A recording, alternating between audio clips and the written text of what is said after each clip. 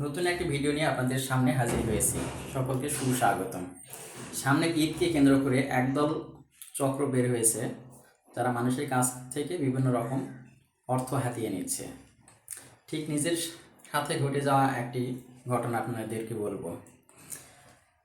আমি একদিন বাসে বসে আছি, আমার পাশের সিটে একটি ছেলে এসে আমাকে বলে যে, ভাইয়া একটু সিটটা দেখবেন, আমি নিচে থেকে পানি এবং কিছু খাবার নিয়ে আসি। যেই কথা সেই কাজ, আমি সিটে বসে আছি, আমার সামনে থেকে একটি দোকান থেকে ইনটেক পানির বোতল এবং এক প্যাকেট বিস্কিট নিয়ে আসে। নিয়ে আসার পরে সে খাচ্ছে এবং আমাকে বলছে যে, ভাইয়া খাবেন নাকি? তো আমিও একটু পিপাসা বোধ করছি। তো 2টি বিস্কিট এবং 2 ঢোক পানি পান করেছি। করার পরে আমি একদম অচেতন।